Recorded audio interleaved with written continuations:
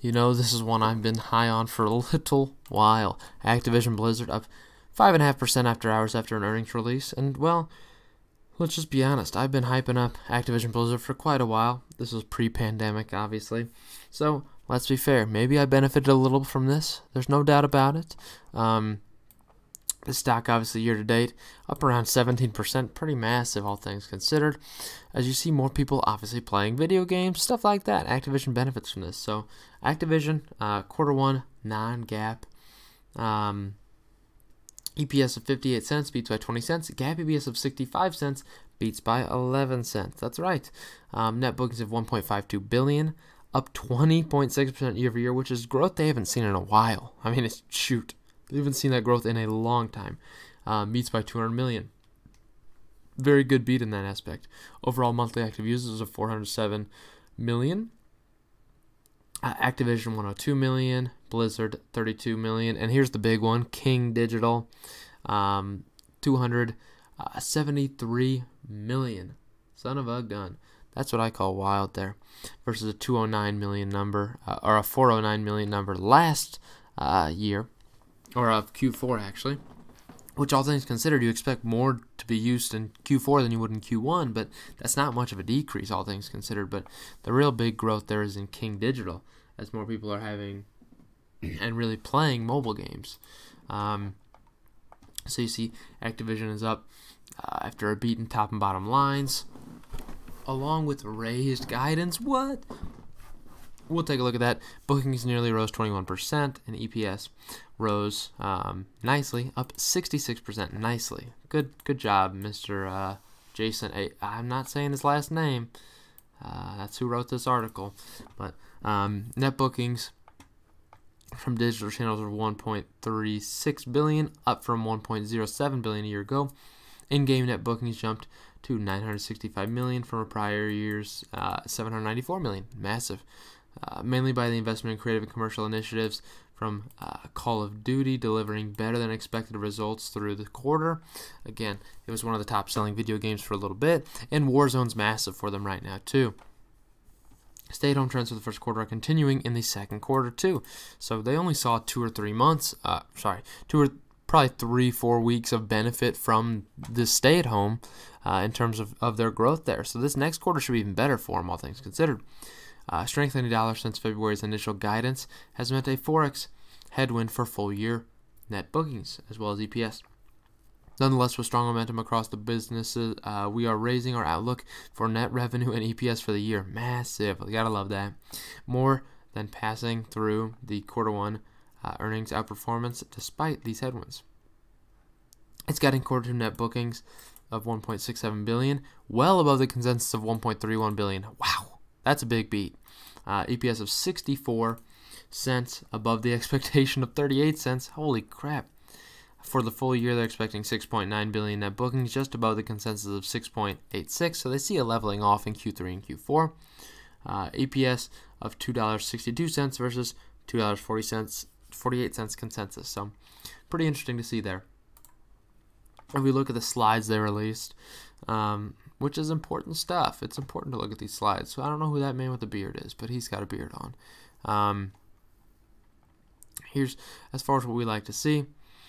Key highlights: Activision Blizzard exceeded its first quarter outlook, obviously, as we mentioned, by Call of Duty. We also saw continued momentum for World of Warcraft and better than expected results for other key franchises as populations sheltering at home turned to our content for entertainment and social connections. Candy Crush was once again the top grossing franchise across the U.S. app stores. What a shocker. It always freaking is. It's all people play. As far as their response to the pandemic, I don't care that much about it. Again, it's a lot of cost and stuff, but I don't like covering that stuff too much. But so in both January and February, Call of Duty Modern Warfare saw substantial year-over-year growth in engagement, sell-through, and in-game net bookings. Warzone brought 60 million plus players since March 10th launch. Wow, that's big. Live today, Modern Warfare sold through more units and has more players than any prior Call of Duty title at this point after its release. Crazy. In Q1, Modern Warfare unit sell-through achieved franchise records for levels outside of a launch quarter, following substantial, and again, that's really because the benefit of Warzone, it is. Quarter one in-game net bookings for Modern Warfare more than doubled year over year versus Black Ops 4. Momentum continued in April with the launch of Season 3 in-game content, which is the best performing season to date for both engagement and player investment. Cool. Call of Duty Mobile continued to build on its last October's breakout launch with new content. Game saw increased reach and engagement in March, driven by an accelerated cadence of compelling content and events, rising demand for stay-at-home tailwinds. Season 5 delivered the highest monthly in-game net bookings since Season 1. Cool stuff for them.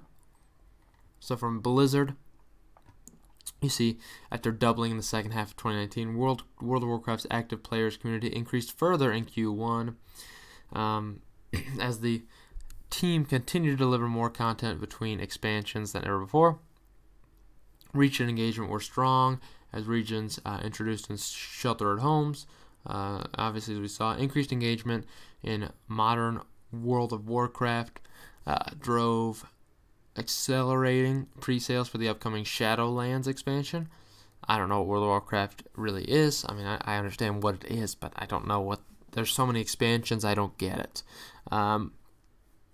Hearthstone engagement improved sequentially, driven by new Battlegrounds mode launched in November, and strong execution in live operations. Overwatch engagement increased meaningfully in March, as its latest seasonal event coincided with stay-at-home effects. Again, this is an area that they could benefit quite a bit in.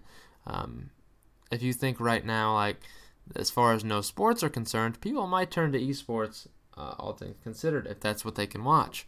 And then Diablo Immortal, developed for mobile in partnership with NetEase, remains on track to begin regional testing in the middle of the year. So mobile Diablo, for people who are interested in that, I hope you will enjoy that, you know. For King, we saw quarter one monthly active users grew month over month in January and February, then accelerated further in March. Obviously, as more people were playing stuff on their phone. Payer trends improved in January and February, and stepped up further in both March and April. Increased engagement and payer conversion, so more people paying for stuff in the games. Net bookings by a low double-digit percentage year over year in April. Quarter one advertising bookings grew more than 75%, while business saw slower growth in March against backdrop of a sudden decline in demand across the digital ad sector. So pretty cool there. In quarter one, Candy Crush franchise monthly active users grew year over year in each month of the quarter. Wow. With double-digit growth in March. That's crazy. Game that's been out so long, and they're still growing. Candy Crush community played more game rounds than in any quarter since Activision Blizzard's acquisition of King. Pretty crazy, all things considered. With wider Candy Crush franchise, or Candy Crush Saga, and the wider Candy Crush franchise were again top grossing title in the US franchise app store, as we saw before. Pretty crazy. So from revenues perspective, you see it's pretty well fairly distributed right around there. King picks up $500 million, which is crazy to think about. This is a mobile game company bringing in $500 million, which is the same as Activision, freaking Activision. I mean, this is a AAA game studio, but they're, you know, King here is just right behind them. Blizzard too, right at $452 million. Just crazy to see. Just really crazy to see. So, first quarter results, obviously, quality stuff here. So, their balance sheet as of March, what they're going to say here is they're going to show this net cash line. Net cash has increased quite a bit, all things considered. So, we'll look, obviously, at their real balance sheet here, because I think it's worth taking a little look at. We like looking at the balance sheet. Once it loads, oh, it loaded right away for us, baby. So as of March 31st, 2020, we want to look at this left one. Cash and cash equivalents of $5.9 billion on the company versus 5.8 last quarter. Overall total current assets of 7.1 billion versus 7.29 billion last quarter. So they lost a little bit in total current assets. Total assets in general, 19 billion, 19.6 billion versus 19.8 last quarter. So nothing crazy there. Current liabilities on this company, total